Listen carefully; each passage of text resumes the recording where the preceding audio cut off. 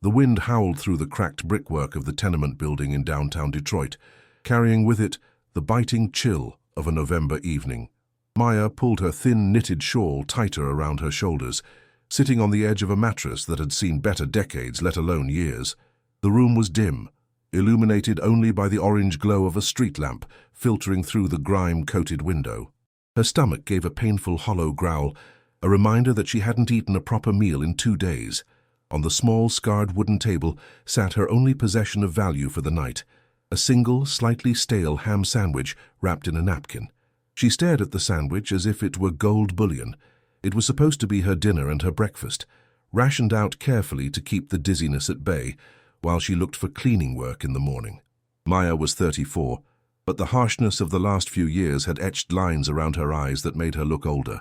The economy in the city had chewed her up and spit her out, leaving her with no family, no job, and an eviction notice tapped to her peeling doorframe. She reached for the sandwich, her hand trembling slightly, preparing to take the first small bite. Just as her fingers touched the bread, a soft, hesitant knock echoed through the small apartment. It was barely audible over the wind, but in the silence of her loneliness it sounded like a gunshot. Maya froze. She wasn't expecting anyone. She didn't have anyone. Landlords didn't knock softly, and debt collectors certainly didn't. She waited, hoping it was just the building settling or a rat in the hallway, but the knock came again, slightly more urgent this time. She stood up, her joints popping in the cold air, and walked to the door. She didn't have a chain lock. It had been broken off by the previous tenant, so she cracked the door open just an inch, keeping her foot wedged against it. In the hallway, which smelled of damp plaster and old cigarettes, stood a boy. He couldn't have been more than 7 or 8 years old, with messy brown hair that stuck out in every direction and a coat that was 2 sizes too big for him. "I'm sorry," the boy whispered, his voice raspy. He looked up at her with large dark eyes that were rimmed with red, as if he had been crying or was fighting off a cold. I knocked on the other doors, but nobody answered. I'm lost." He shivered violently, hugging himself with small, dirty hands. It was dangerous to open the door to strangers in this neighborhood, even children, as they were often used as decoys, but Maya's instinct overrode her fear. "Where are your parents?" Maya asked, opening the door a little wider but keeping her guard up. The boy looked down at his sneakers, which were untied and wet from the slush outside. "My dad told me to wait at the corner store, but he didn't come back. I tried to walk home, but I got turned around. I'm really hungry, miss. My stomach hurts." The honesty in his voice was like a physical blow to Maya. She knew that pain. She was feeling it right now. She looked at the boy's sunken cheeks and the way he swayed slightly on his feet. He wasn't lying. He was exhausted and running on empty. Maya looked back at the table where her sandwich sat, her lifeline for the next 24 hours. It was a terrible choice. If she gave it away, she would go to sleep with the gnawing pain of hunger keeping her awake. She would wake up weak, perhaps too weak to walk the 3 miles to the temp agency. Logic screamed at her to close the door, to tell the kid to find a cop, to look out for number 1 because nobody else would. But then she looked at his hands, blue with cold, and her heart broke. "Come inside for a second," she said softly, stepping back. The boy hesitated, taught to be wary, but the warmth radiating from her small space heater drew him in. He stepped onto the linoleum, looking around the barren apartment with curiosity. "I don't have a phone to call the police," Maya said, "but you can warm up." She walked to the table and picked up the sandwich. It looked smaller than it had a moment ago. She took a deep breath, fighting the selfish urge to tear a piece off for herself, and walked over to the boy. "Here," she said, pressing it into his hands. "It's ham and cheese. It's not much, but it'll help the stomach ache." The boy's eyes widened in disbelief. He didn't ask if she was sure. His hunger didn't allow for politeness. He tore into the sandwich, eating with a ferocity that told Maya he hadn't eaten all day either. She watched him, feeling a phantom pang in her own stomach, but also a strange sense of peace. She poured him a glass of tap water, which he gulped down in seconds. "What's your name?" she asked, as he finished the last bite, wiping crumbs from his mouth. "Leo," he said, looking slightly more alive now. "My dad is going to be mad I left the store. He told me to stay put." Maya smiled sadly. "He'll be happy you're safe, Leo. Do you know your address?" He nodded and recited an address that was about 6 blocks away, a distance that felt like a marathon in the Detroit winter. I can walk you to the corner, Maya offered, grabbing her shawl. Point you in the right direction. She couldn't walk him all the way. She didn't have the energy, and the streets were too dangerous at night for a woman alone. They walked down the stairs and out into the biting wind. Maya pointed down the long, dark avenue. Straight that way, Leo. Don't stop for anyone. The boy looked at her, then suddenly hugged her waist. Thank you for the sandwich, he mumbled into her coat. I was really scared. Maya watched him run down the sidewalk until he disappeared into the shadows of the city. She stood there for a moment, the cold seeping into her bones, realizing what she had done. She was starving, she was freezing, and she had just given away her last resource. She turned back to the empty building, climbing the stairs with heavy legs, preparing for a long, hungry night. The hunger didn't take long to set in with a vengeance. An hour after Leo left, Maya's stomach began to cramp, a sharp, twisting pain that made it impossible to sit still. She drank 2 glasses of water from the rusted tap in the kitchen, trying to trick her body into feeling full, but water couldn't replace the calories she needed. She paced the small room, the floorboards creaking under her worn socks, regretting her decision for a fleeting second before pushing the thought away. She tried to distract herself by looking through the pile of newspapers she had scavenged from the trash bins earlier that week. She circled job ads with a dry pen: cleaning services, warehouse shifts, dishwashing gigs. Most required a car, which she didn't have, or a uniform, which she couldn't afford. The hopelessness of her situation felt like a heavy blanket, suffocating her slowly. The eviction notice on the door seemed to glow in the darkness, a countdown clock to homelessness. By midnight, the temperature in the apartment had dropped significantly. The landlord turned off the main heat at night to save money, assuming the tenants were too poor to complain to the city. Maya curled up on the mattress, wrapping herself in the thin blanket and the pile of clothes she owned. She shivered uncontrollably, her teeth chattering. The cold made the hunger worse. Her body was burning energy it didn't have just to keep her temperature up. She closed her eyes and tried to sleep, but her mind replayed the image of Leo eating the sandwich. She wondered if he made it home. She wondered who his father was. The man who left a child at a corner store in this neighborhood. Probably someone struggling just like her, she thought. Poverty had a way of making parents make impossible choices, leaving kids unattended while they worked double shifts or hustled for rent money. Around 2:02 a.m., a noise from the street startled her. It was the sound of shouting, a common occurrence in her district, followed by the shattering of glass. Maya pulled the blanket over her head, making herself as small as possible. This was her reality: fear, cold, and hunger. She felt a tear slide down her cheek, hot against her freezing skin. She was a good person, she told herself. She tried to do the right thing. Why was the universe punishing her? She eventually drifted into a fitful sleep, filled with dreams of banquets and warm fireplaces, only to wake up gasping as the wind rattled the window pane. It was 4 a.m. Her head was pounding from low blood sugar. She knew she had to get up soon to walk to the day labor center, but her limbs felt like lead. Maya forced herself to sit up. She felt dizzy, the room spinning slightly. She needed sugar, anything. She checked the cupboards again, opening every door, hoping she had missed a cracker or a packet of sugar. Nothing but dust and a few dead roaches. She slumped against the counter, sliding down to the floor. Just get through today, she whispered to the empty room. Just survive today. As dawn broke, painting the grey sky with a bruise-colored light, Maya washed her face with freezing water. She looked in the cracked mirror. Her face was pale, her eyes sunken. She looked like a ghost. She put on her coat, which was threadbare at the elbows, and prepared to leave. She had to walk 3 miles. If she didn't get a job today, she wouldn't eat for another 24 hours. She stepped out into the hallway, locking her door with the flimsy key. As she walked down the stairs, she felt a wave of nausea. She gripped the banister, closing her eyes until the feeling passed. She was weaker than she thought. Giving away that sandwich hadn't just been a kindness, it had been a sacrifice of her physical stability. Outside, the city was waking up. Cars rumbled by, exhaust plumes rising into the frosty air. Maya kept her head down, walking against the wind. She passed a bakery, the smell of fresh bread hitting her like a physical wall. She stopped, inhaling the scent, tears pricking her eyes again. It was cruel torture. She moved on, forcing one foot in front of the other. She reached the labor center only to find a sign on the door. No work available today. A group of men stood outside, smoking and grumbling.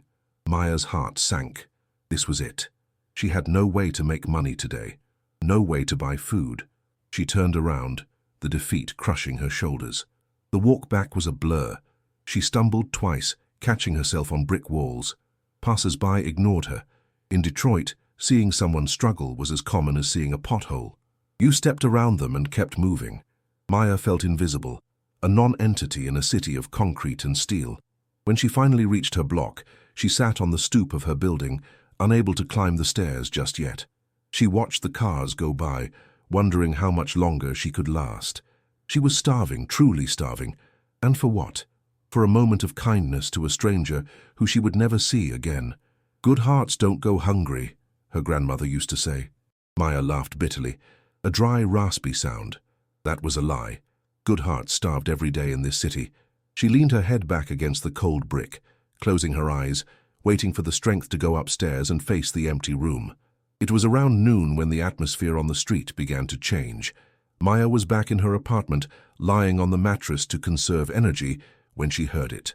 At first, it was a low vibration, a hum that she felt in her chest more than she heard with her ears. It sounded like distant thunder, but the sky outside, while grey, was clear of storm clouds.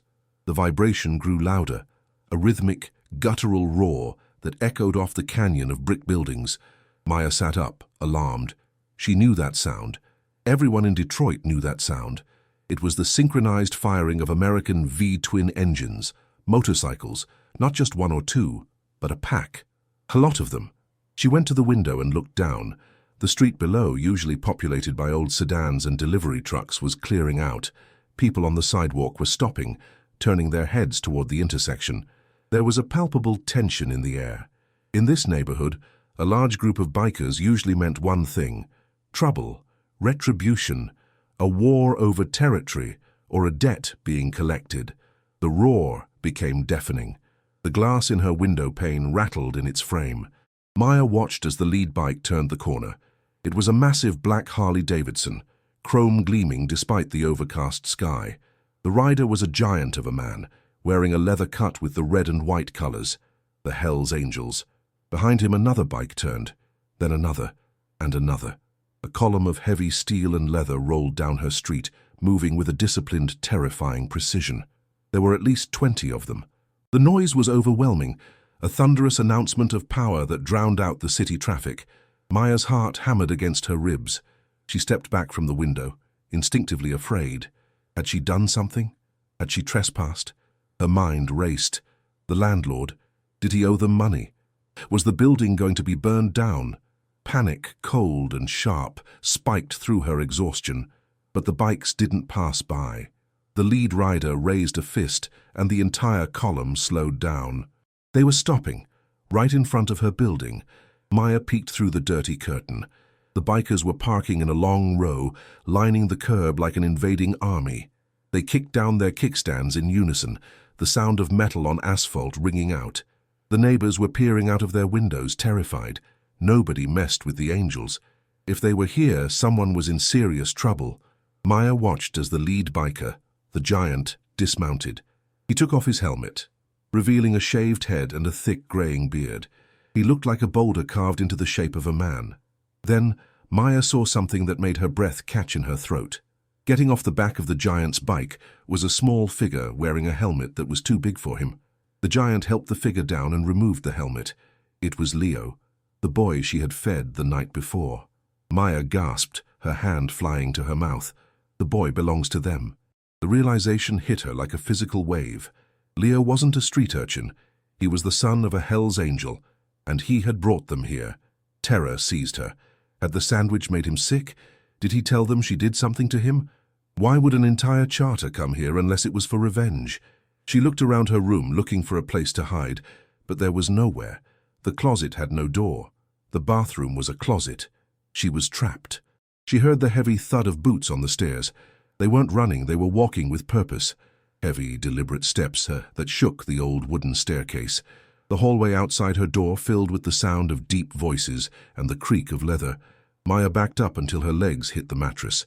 She felt like a deer in the headlights of a semi-truck. She clenched her hands into fists, trying to stop the shaking. She was weak from hunger, but fear provided a sudden, sharp jolt of adrenaline. Then came the knock. It wasn't the soft, hesitant knock of the boy from last night. It was 3 solid, heavy raps on the wood. Thud, thud, thud.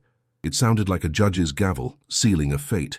"Open up," a deep voice rumbled through the door. It wasn't a request. Maya swallowed hard, her throat dry as sandpaper. She had no choice. If she didn't open it, they would kick it down. She took a shaky breath, walked to the door and unlocked the deadbolt. She prayed it would be quick. Maya opened the door slowly, revealing the hallway that was now crowded with black leather vests. Standing directly in the frame was the giant she had seen from the window. Up close, he was even more intimidating. He had to be 6'5", with tattoos creeping up his neck and disappearing into his beard. On his vest, the patch read, "SGT at Arms." His name, stitched on the front, was Brick. Behind him stood 2 other men, arms crossed, their expressions unreadable behind dark sunglasses. But peeking out from behind Brick's massive leg was Leo. The boy looked clean today, his face washed, wearing a jacket that fit him properly. When he saw Maya, his face lit up. "That's her, Dad!" Leo shouted, pointing a small finger at Maya. "That's the lady! She gave me the sandwich!" Maya stood frozen, clutching her shawl. She looked from the boy to the father, waiting for the anger, waiting for the accusation. Brick stared down at her, his eyes scanning her face, then her thin frame, then the desolate room behind her. He didn't smile. His face was a mask of stone. "You, Maya?" Brick asked, his voice a low rumble that seemed to vibrate in the floorboards. "Yes," Maya whispered, her voice barely audible. I didn't mean any harm. He was hungry. I just gave him what I had." She was pleading, trying to explain herself before the punishment began. She thought maybe they were offended that she gave him cheap food, or that she had talked to him at all. Brick stepped forward, forcing Maya to take a step back into her apartment. The other 2 bikers followed, filling the tiny room instantly. The space felt suddenly suffocating. Brick looked at the empty table. He looked at the unmade mattress on the floor. He looked at the empty glass of water. He was processing the scene with a terrifying attention to detail. "Leo told me he got lost," Brick said, still staring at her. "Said he knocked on 10 doors. Nobody opened. Said he was freezing." He turned his gaze back to Maya. "Said you opened. Said you gave him your dinner." Maya nodded, trembling. He looked like he needed it." Brick was silent for a long, agonizing moment. He looked at Leo. "Are you sure this is the place, son?" Leo nodded vigorously. "Yes, she let me warm up by the heater. She walked me to the corner." Brick turned back to Maya. His hand moved to his belt. Maya flinched, expecting a weapon. Instead, he hooked his thumbs into his jeans. The tension in the room was thick enough to choke on. "You got any food in this house, Maya?" he asked abruptly. Maya blinked, confused by the question. No, not right now." "When was the last time you ate?" Brick pressed, his eyes narrowing. He wasn't interrogating her like a cop. He was assessing her like a mechanic looking at a broken engine. "Yesterday," Maya admitted, looking down in shame. Before Leo came." The air in the room shifted. The other 2 bikers exchanged a glance. Brick let out a long breath through his nose. The intimidation seemed to drain out of his posture, replaced by something else, something heavy and solemn. He took off his sunglasses, revealing eyes that were hard, but not cruel. "You gave my boy your last meal," Brick stated. It wasn't a question. It was a realization. "You're starving, and you fed my kid." "He's a child," Maya said simply, finding a shred of courage. "He shouldn't be hungry." Brick nodded slowly. "No, he shouldn't." He reached into his pocket. Maya held her breath. He pulled out a bulky, folded wad of cash, but he didn't hand it to her. He held it in his hand, looking at it, then put it back. "Money ain't enough for that," he muttered to himself. He turned to the bikers behind him. "Get the bags," he ordered. The 2 men nodded and turned, heading back down the stairs. Brick looked at Maya again. "I'm Brick. This is my son, Leo. I owe you a debt, Maya, and Hell's Angels pay their debts." Maya shook her head, confused and overwhelmed. "You don't owe me anything, I just—" "Hush," Brick said gently, raising a hand. "You saved him from a cold night on the street. You stepped up when this whole damn building turned their lights off. You got respect in my book." The sound of heavy boots returned. The men walked in carrying grocery bags, heavy paper bags overflowing with food. Bread, milk, eggs, cans of soup, fresh fruit, meat. They placed them on the table, then on the counter, then on the floor because there wasn't enough room. Maya stared at the mountain of food. It was more than she had seen in months. Tears welled up in her eyes, hot and fast. She covered her mouth to stop a sob. "This is—" she started, but she couldn't finish. "Start," Brick said. "But we ain't done." He stepped closer to her, his shadow covering her. He reached into his leather vest again. This time, he pulled out a set of keys with a small silver skull keychain. The keys jingled as Brick held them out. They weren't car keys. They were standard door keys, shiny and new. Maya looked at them, her mind unable to comprehend what was happening. Her hands were still shaking from the shock of the food. "Take 'em," Brick said, his voice softer now, almost kind. Maya reached out and took the keys. They felt cold and heavy in her palm. "What are these for?" she asked, looking up at him. "You got an eviction notice on the doorframe," Brick said, nodding toward the entrance. "I saw it when we walked in. Landlord wants you out by Friday, right?" Maya nodded, shame coloring her cheeks. I lost my job at the factory. I've been trying—" "Don't explain yourself." Brick cut her off. "Life is hard. We know hard." He pointed to the keys. "The club owns a building a few blocks over, on 4th Street. It's clean. Heat works. Windows don't rattle. Apartment 2B, it's yours." Maya's jaw dropped. "Mine? I can't pay rent. I have nothing." "Rent's paid," Brick said firmly. "For a year. Consider it a retainer for babysitting services rendered." He smirked slightly, a crack in the stone facade. "Nobody kicks you out, nobody bothers you. You're under the red and white protection now." Maya felt her knees give way. She stumbled, and Brick caught her by the arm, steadying her with a grip that was surprisingly gentle for a man of his size. She sobbed openly now, the relief crashing over her like a tidal wave. A year of housing, heat, safety. It was a miracle. Leo ran over and hugged her leg again. "See?" the boy said, looking up at his dad. "I told you she was nice." Brick looked down at his son, ruffled his hair, and then looked at Maya. "You didn't know who he was. You didn't know we were coming. You just did it because you got a good heart. That's rare, Maya, especially in this city." He gestured to the food. "Eat something. Get your strength up. Tomorrow, a van will come to move your stuff. Don't worry about the landlord. We'll have a conversation with him about your deposit." The biker behind him chuckled darkly. Maya wiped her eyes, clutching the keys to her chest. "Why?" she asked, her voice cracking. "It was just a sandwich." Brick's expression turned serious again. He leaned in close. "Because my wife died 2 years ago. Leo is all I got. If he had frozen out there or if someone bad had grabbed him, I'd have burned this city down." He paused, his eyes intense. "You kept my world spinning, Maya. A sandwich kept my boy safe, so we keep you safe." He stepped back, signaling his men. "We're leaving. You eat. Rest. We'll see you tomorrow." Brick turned to walk away but stopped at the door. He looked back at the frail woman standing amidst a fortune of groceries. "Good hearts don't go hungry," he said. "Not while I'm breathing." With that, he walked out. The heavy boots thudded down the stairs. Leo waved one last time before following his father. Maya stood alone in the silence, but for the first time in years the room didn't feel empty. It felt full. She walked to the table and picked up an apple from one of the bags. She took a bite.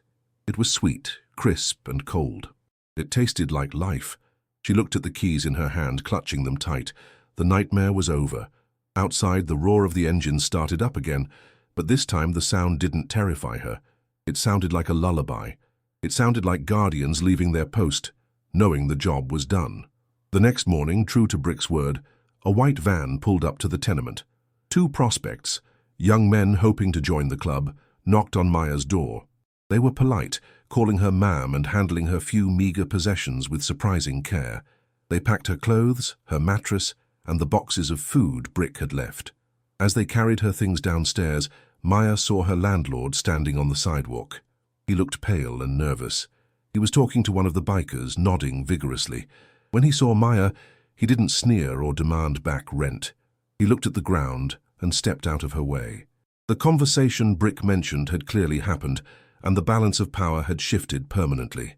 The new apartment on 4th Street was like a palace compared to her old room.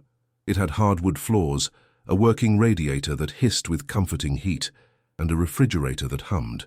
The prospect set everything up, leaving only when Maya assured them she was comfortable. When she closed the door and locked it, with a deadbolt that actually worked, she slid down against the wood and laughed. It was a laugh of disbelief, of release. Life changed quickly after that.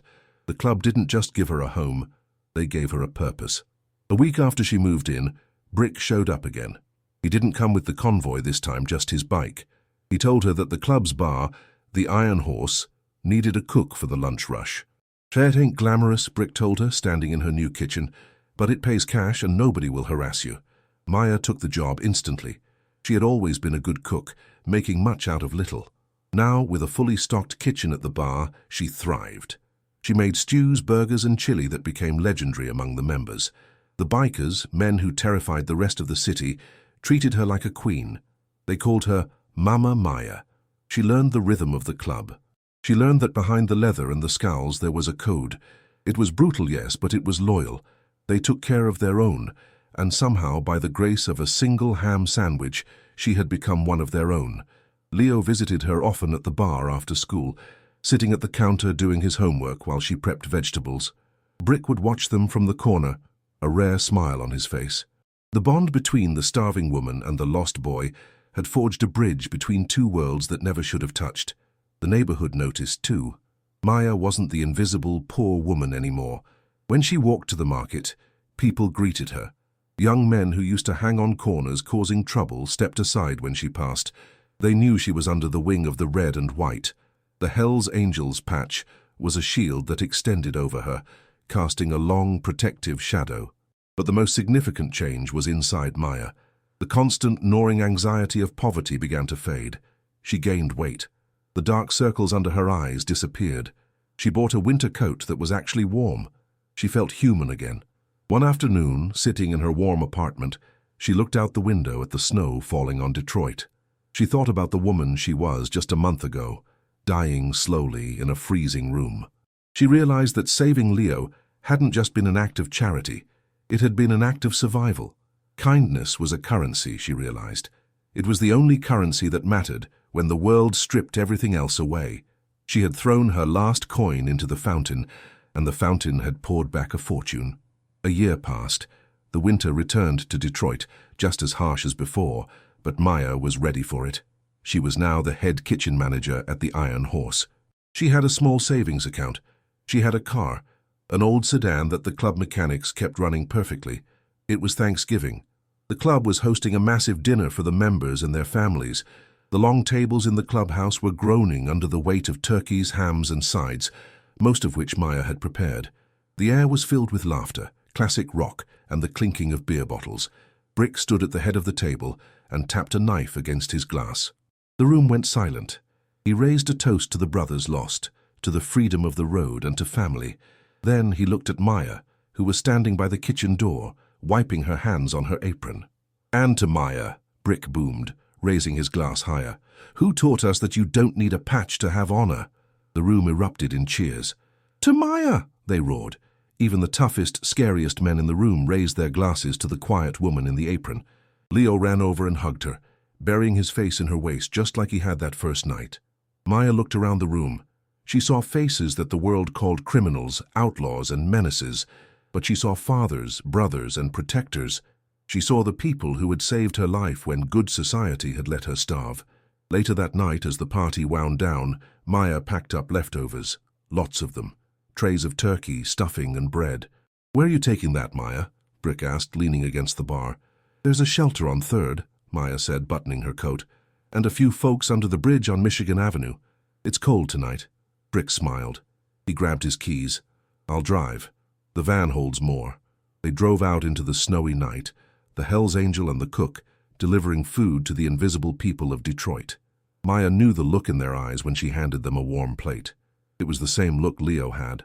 It was the look of being seen. As they drove back, the city lights blurring in the snow, Brick broke the silence. "You're a good woman, Maya. We're lucky to have you." "I'm the lucky one," she whispered. She thought about the keys in her pocket. They had unlocked a door to an apartment, yes, but that single act of kindness, that one sandwich given when she had nothing, had unlocked a life she never dreamed possible. The legend of the Sandwich Lady spread through the city. People said that if you were hungry and honest, the Hells Angels would feed you because they remembered, and it was all true. Maya looked out the window, watching the snowflakes dance. The engine of the van hummed a steady rhythm. It was the sound of a heart beating, strong, full, and no longer hungry. No,